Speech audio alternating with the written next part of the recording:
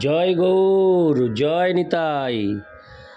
আজ 31শে ভাদ্র 1432 ও 17ই সেপ্টেম্বর 2025 একাদশী ইন্দ্রা ও সাথে বিশ্বকর্মা পূজা। আজ আমি চৈতন্য চরিতামৃত পাঠ করছি। আজ আমি পাঠ করছি চৈতন্য চরিতামৃতের মধ্যলীলা প্রথম খণ্ড, শ্রী চৈতন্য মহাপ্রভুর দক্ষিণ ভারতের তীর্থ পর্যটনের শ্লোক 49। নারায়ণ হে নারায়ণ, ভবভয় হরিণম নারায়ণ। শ্লোক 49। তর্কং প্রধান বৌদ্ধ শাস্ত্র নবমতে, তর্কেই খণ্ডিল প্রভু না পারে স্থাপিতে। শ্লোকার্থ: বৌদ্ধ শাস্ত্র তর্ক প্রধান এবং তার নবমত নামক 9টি সিদ্ধান্ত আছে, কিন্তু চৈতন্য মহাপ্রভু তাদের যুক্তির দ্বারাই তাদের মত খণ্ডন করলেন। তারা আর তাদের মত স্থাপন করতে পারলেন না। তাৎপর্য: শ্রীল ভক্তিবিনোদ ঠাকুর তার অমৃত প্রবাহ ভাষ্যে উল্লেখ করেছেন, বৌদ্ধ মতে হীনায়ন, হীনযান ও মহায়ন, মহাযান 2 প্রকার পন্থা রয়েছে। সেই পন্থায় গমনের প্রস্থান স্বরূপ 9টি সিদ্ধান্ত যথা: বিশ্ব অনাদি, অতএব ঈশ্বর শূন্য, জগৎ অসত্য, অহং তত্ত্ব, জন্ম জন্মান্তর ও পরলোক প্রকৃত, বুদ্ধি তত্ত্ব লাভের উপায়, নির্বাণী পরম তত্ত্ব, বৌদ্ধ দর্শনী দর্শন, বেদ মানব রচিত, দয়া আদি স্বধর্ম আচরণই বৌদ্ধ জীবন। তর্কের দ্বারা কেউ কখনো পরম তত্ত্বকে জানতে পারে না। কেউ তর্কে অত্যন্ত দক্ষ হতে পারেন এবং তর্কের দ্বারা তার মত স্থাপন করতে পারেন, কিন্তু তার থেকেও অধিক পারদর্শী তার্কিক এসে আবার তার সেই মতকে খণ্ডন করে অন্য কোনো মত স্থাপন করতে পারেন। এইভাবে তর্কের দ্বারা বিভিন্ন মত স্থাপন এবং খণ্ডন হতে পারে, কিন্তু তার দ্বারা পরম তত্ত্বকে জানা যায় না। যারা বেদের অনুগামী তারা তা জানেন, কিন্তু এখানে আমরা দেখতে পাচ্ছি যে শ্রী চৈতন্য মহাপ্রভু তর্কের দ্বারা বৌদ্ধ দর্শন খণ্ডন করেছিলেন। যারা আন্তর্জাতিক কৃষ্ণ ভাবনামৃতের প্রচারক, তাদের অবশ্যই এরকম অনেক মানুষের সম্মুখীন হতে হবে যারা যুক্তি তর্কে বিশ্বাসী। এদের অধিকাংশই বেদের প্রামাণিকতা বিশ্বাস করে না, তবে তারা যুক্তি তর্কে বিশ্বাস করে। তাই আন্তর্জাতিক কৃষ্ণ ভাবনামৃতের প্রচারকদের ঠিক শ্রী চৈতন্য মহাপ্রভুর মতো তাদের তর্কের দ্বারা পরাস্ত করতে প্রস্তুত থাকতে হবে।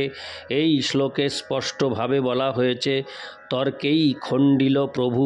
শ্রী চৈতন্য মহাপ্রভু তাদের সামনে এমন সমস্ত যুক্তি খাড়া করে দিলেন যে তারা সেই সমস্ত যুক্তি খণ্ডন করে তাদের মত প্রতিষ্ঠা করতে সক্ষম হননি।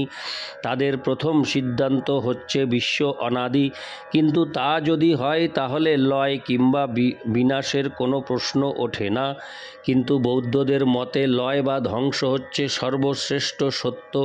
সৃষ্টি যদি নিত্যকাল বর্তমান থাকে তাহলে লয় কিংবা বিনাশের কোনো প্রশ্ন ওঠে না। তাদের এই যুক্তিটি খুব একটা বলবান নয়, কেননা আমাদের ব্যবহারিক জীবনেও আমরা দেখি যে জড় জগতে সব কিছুরই আদি আছে, মধ্য আছে এবং অন্ত আছে। বৌদ্ধ দর্শনের চরম লক্ষ্য হচ্ছে যে দেহটির লয় সাধন করা। দেহটির আদি আছে বলেই দেহটির বিনাশ সম্ভব। তেমনি এই বিশ্ব একটি বিশাল দেহের মতো, কিন্তু যদি স্বীকার করা হয় যে এই বিশ্ব অনাদি, তাহলে তার লয় হওয়ার কোনো প্রশ্ন ওঠে না। সুতরাং সব কিছুর লয় সাধন করার চেষ্টা করার মাধ্যমে শূন্য হওয়ার প্রচেষ্টা অসম্ভব। আমাদের ব্যবহারিক অভিজ্ঞতায় সৃষ্টির আদি স্বীকার করতে আমরা বাধ্য, এবং আমরা যখন আদি স্বীকার করি তখন আমাদের অবশ্যই একজন স্রষ্টাকে স্বীকার করতে হবে। এই স্রষ্টার নিশ্চয়ই সর্বব্যাপক শরীর রয়েছে, যা ভগবদ্গীতায় 13-14 বর্ণিত হয়েছে। সর্বত পাণিপাদং তৎসর্বতোঃ শিরোমুখম সর্বত শ্রুতি মল্লকে সর্বমাবৃত্য তিষ্ঠতি। তার হাত পা সর্বত্র, তার চক্ষু মুখ সর্বত্র, এবং তিনি সব কিছু শুনতে পান। এইভাবে পরমাত্মা বিরাজ করেন। সেই পরম পুরুষ নিশ্চয়ই সর্বত্র বর্তমান। তার দেহ সৃষ্টির আগেও বর্তমান ছিল, তা না হলে তিনি স্রষ্টা হবেন কি করে? সেই পরম পুরুষ যদি সৃষ্ট জীব হন, তাহলে তার স্রষ্টা হওয়ার কোনো প্রশ্ন ওঠে না। তার ফলে সিদ্ধান্ত করা যায় যে এক বিশেষ সময়ে এই জড় জগতের সৃষ্টি এবং সৃষ্টির পূর্বেও স্রষ্টা ছিলেন। তাই স্রষ্টা কোনো সৃষ্ট জীব নন। স্রষ্টা হচ্ছেন পরম ব্রহ্ম বা পরমাত্মা।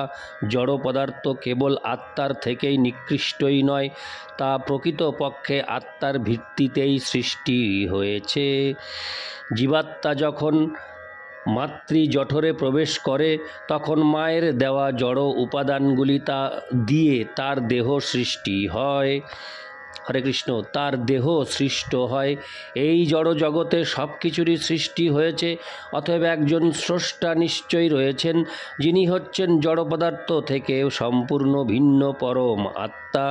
ভগবদ্গীতায় প্রতিপন্ন হয়েছে যে জড়া প্রকৃতি নিকৃষ্ট এবং জীব হচ্ছে পরা প্রকৃতি সম্ভূত।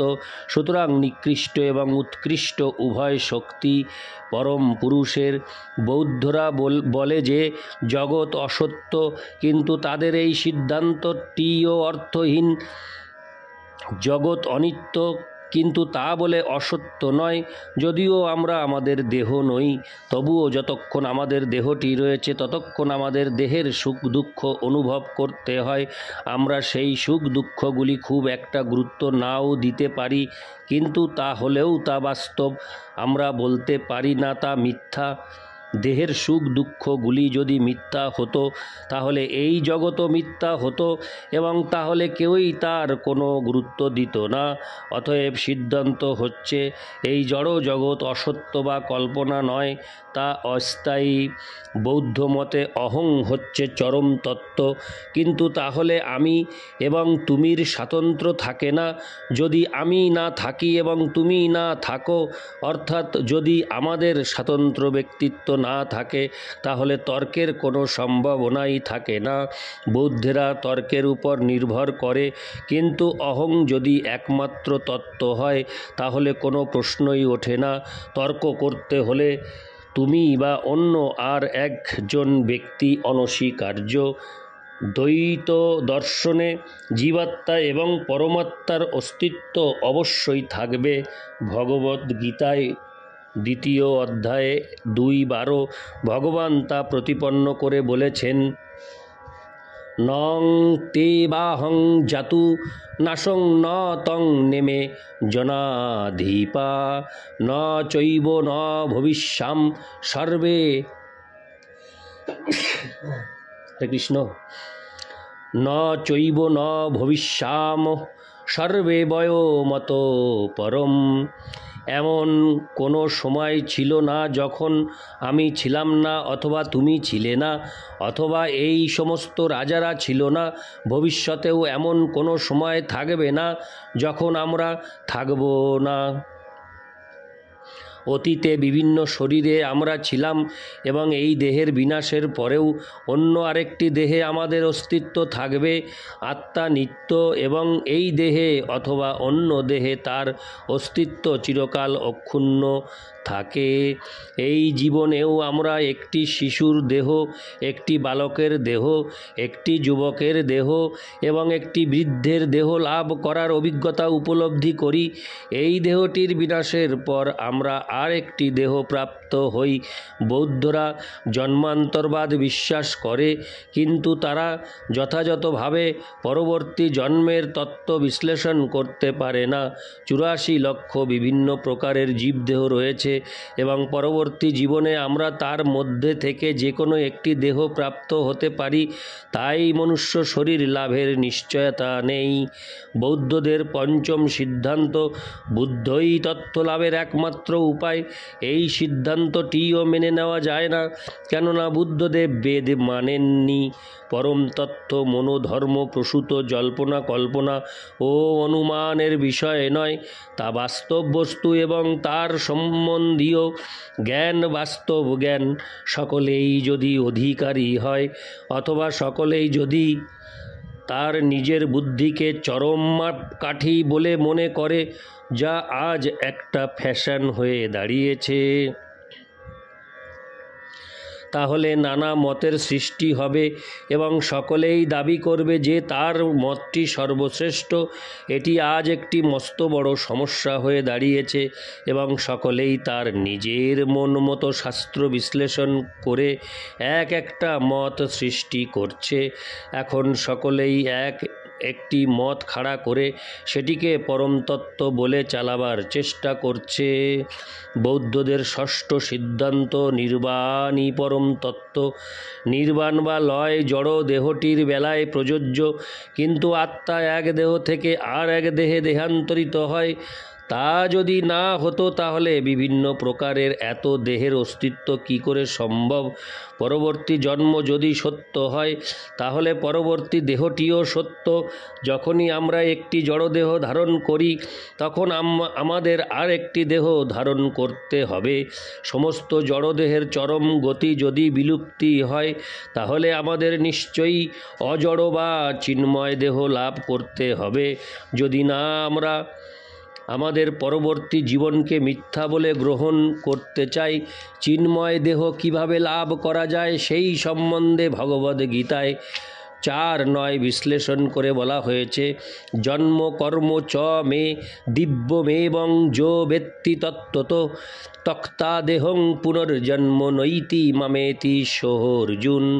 হে অর্জুন, যথাযথভাবে যিনি হৃদয়ঙ্গম করেছেন যে আমার জন্ম এবং কর্ম দিব্য, তাকে এই দেহত্যাগ করার পর আর এই জড় জগতে পুনরায় জন্মগ্রহণ করতে হয় না। তিনি আমার নিত্য ধামে ফিরে আসেন। এটিই হচ্ছে সর্বশ্রেষ্ঠ সিদ্ধি, যার দ্বারা জড় দেহের জন্ম মৃত্যুর বন্ধন অতিক্রম করে ভগবত ধামে ফিরে যাওয়া যায়। এমন নয় যে আমাদের অস্তিত্ব শূন্য হয়ে যায়, অস্তিত্ব থাকে। তবে আমরা যদি আমাদেরই এই জড় দেহটির প্রকৃত নির্বাণ চাই তাহলে আমাদের একটি চিন্ময় দেহ ধারণ করতে হবে, তা না হলে আত্মার নিত্যত সম্ভব নয়। হরে কৃষ্ণ। তা না হলে আত্মার নিত্যত্ব সম্ভব নয়। বৌদ্ধদের সপ্তম সিদ্ধান্ত বৌদ্ধ দর্শনই একমাত্র দর্শন, তাও মেনে নেওয়া যায় না, কেননা সেই দর্শনে অনেক ভ্রান্তি রয়েছে। পূর্ণ দর্শন হচ্ছে সেই দর্শন যাতে কোনো ভ্রান্তি নেই, এবং তা হচ্ছে বেদান্ত দর্শন। বেদান্ত দর্শনে কোনো ভ্রান্তি খুঁজে পাওয়া যায় না। তাই আমরা স্বীকার করি যে পরম সত্যকে জানার জন্য বেদান্তই হচ্ছে চরম দর্শন। বৌদ্ধদের অষ্টম সিদ্ধান্ত বেদ মানব রচিত। তা যদি হতো তাহলে তা প্রামাণিক হতো না। বৈদিক শাস্ত্র থেকে আমরা জানতে পারি যে সৃষ্টির অল্পকাল পরেই ব্রহ্মা বেদ প্রাপ্ত হয়েছিলেন। এমন নয় যে ব্রহ্মা বেদ সৃষ্টি করেছিলেন। যদিও ব্রহ্মা হচ্ছেন এই ব্রহ্মাণ্ডের প্রথম পুরুষ, ব্রহ্মা যদি এই ব্রহ্মাণ্ডের প্রথম সৃষ্ট জীব হন, অথচ তিনি যদি বেদ সৃষ্টি করে থাকেন তাহলে বৈদিক জ্ঞান ব্রহ্মার কাছে এলো কি করে? স্বাভাবিকভাবে বোঝা যায় যে বেদ এই জড় জগতের কোনো সাধারণ মানুষের কাছ থেকে আসেনি। শ্রীমদ্ ভাগবতের বর্ণনা অনুসারে তেনে ব্রহ্মহৃদা য আদি কবয়ে। সৃষ্টির পর পরমেশ্বর ভগবান ব্রহ্মার হৃদয়ে বৈদিক জ্ঞান প্রকাশ করেছিলেন। সৃষ্টির আদিতে ব্রহ্মা ছাড়া আর কেউ ছিলেন না, অথচ তিনি বেদ রচনা করেননি। সুতরাং বেদ কোনো সৃষ্ট জীবের রচিত গ্রন্থ নয়। পরমেশ্বর ভগবান, যিনি এই জড় জগৎ সৃষ্টি করেছেন, তিনি বৈদিক জ্ঞান দান করেছেন। সেই কথা শঙ্করাচার্যও স্বীকার করেছেন, যদিও শঙ্করাচার্যের মত বৈষ্ণব মত নয়। বৌদ্ধদের নবম সিদ্ধান্ত দয়া আদি সৎ ধর্ম আচরণই বৌদ্ধ জীবন। কিন্তু দয়া আদি ধর্ম আপেক্ষিক। আমরা দয়া তাকেই প্রদর্শন করি যে আমাদের থেকে নিকৃষ্ট অথবা যে আমাদের থেকে বেশি দুঃখ কষ্ট পাচ্ছে। কিন্তু আমাদের থেকে উৎকৃষ্ট যদি কোনো ব্যক্তি থাকেন, তাহলে তিনি আমাদের দয়ার পাত্র হতে পারেন না। পক্ষান্তরে আমরা তার দয়ার পাত্র। অতএব দয়া প্রদর্শন একটি আপেক্ষিক ক্রিয়া, এটি পরম তত্ত্ব নয়। আর তাছাড়া আমাদের নিশ্চিতভাবে জানতে হবে প্রকৃত দয়া কি। অসুস্থ ব্যক্তিকে নিষিদ্ধ বস্তু আহার করতে দেওয়া দয়া নয়, পক্ষান্তরে তা হিংসা। যতক্ষণ পর্যন্ত না আমরা জানতে পারছি যে প্রকৃত দয়া কি, ততক্ষণ আমরা কেবল দয়ার নামে উৎপাতেরই সৃষ্টি করি। আমরা যদি প্রকৃত দয়া প্রদর্শন করতে চাই, তাহলে আমাদের কৃষ্ণ ভাবনার অমৃত প্রচার করতে হবে, যাতে জীব তার সুপ্ত চেতনা পুনরুদ্ধার করে তার স্বরূপে অধিষ্ঠিত হতে পারে। বৌদ্ধ দর্শন যেহেতু আত্মার অস্তিত্ব স্বীকার করে না, তাই বৌদ্ধদের তথাকথিত দয়া জীবের চরম মঙ্গল সাধনে সমর্থ নয়। ইতি শ্লোক 49। নারায়ণ হে নারায়ণ ভবভয়হরণম নারায়ণ। জয় গৌর, জয় নিতাই।